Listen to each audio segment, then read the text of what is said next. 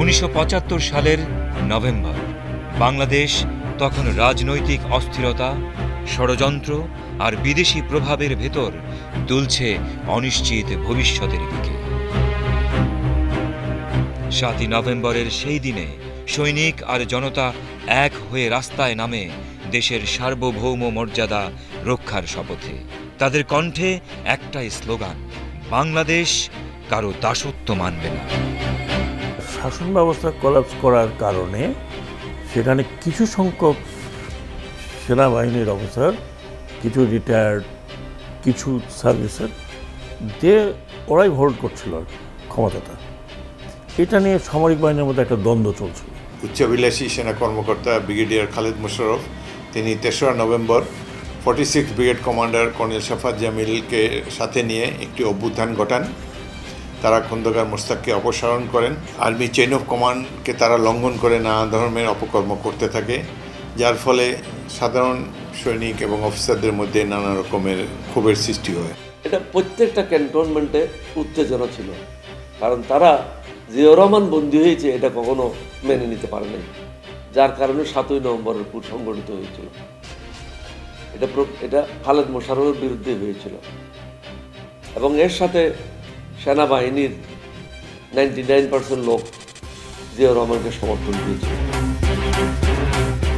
ঢাকার রাস্তায়, ক্যান্টনমেন্টের ভেতরে একই সঙ্গে গর্জে ওঠে দেশপ্রেম আর প্রতিরোধের ডাক। আর সেই সংকটময় মুহূর্তে জাতির নেতৃত্বে উঠে আসেন একজন সৈনিক, জেনারেল জিয়াউর রহমান। সেই দিন যদি জেনারেল জিয়া না থাকতেন, দেয়ার ওয়াজ বিন এ হিউজ সিভিল ওয়ার।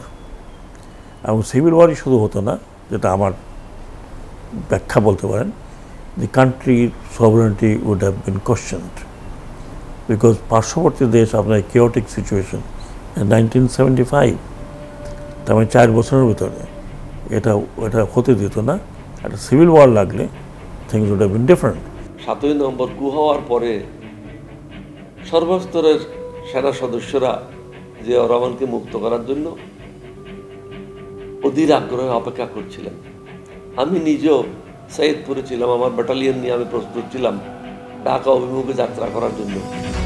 তিনি বন্দি দশা থেকে মুক্ত হয়ে ডাক দেন জাতীয় ঐক্যের, স্বাধীনতার আদর্শে নতুন সূচনা। সিপাহী ও জনতা তার নেতৃত্বে এক কণ্ঠে উচ্চারণ করে, বাংলাদেশ বাঁচুক, বাংলাদেশিদের স্বাধীনতা চিরস্থায়ী হোক। প্রিয় ভাই ও বোনেরা, আপনাদের সরকার আশ্বাস দিচ্ছে যে শ্রমিকদের স্বার্থ সব সময় অক্ষুণ্ণ থাকবে।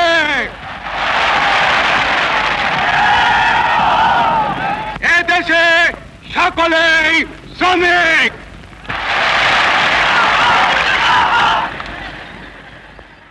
বাংলাদেশের স্বাধীন জনগণ কি চায়? তারা চায় বেঁচে থাকবার অধিকার, যে অধিকার আল্লাহ এই দেশের জনগণকে দিয়েছে। এই অধিকার কেউই কেড়ে নিতে পারবে না।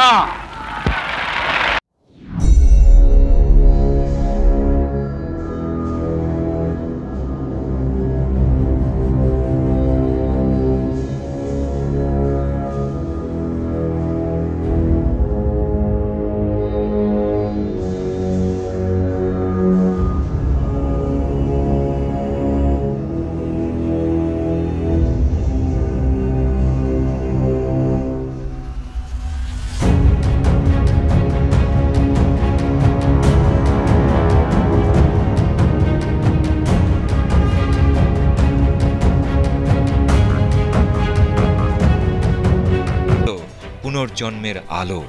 প্রিয় ভাইয়েরা, আমরা বেঁচে থাকবার মতো বেঁচে থাকতে চাই।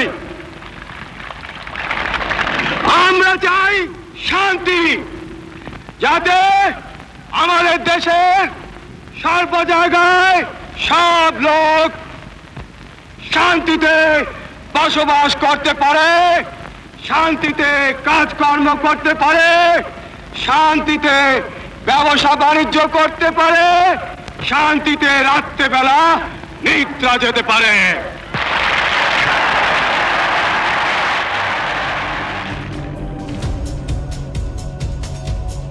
7ই নভেম্বর একটি প্রতিজ্ঞা, বাংলাদেশ থাকবে বাংলাদেশিদের হাতে, বাংলাদেশিদের নেতৃত্বে চিরস্বাধীন।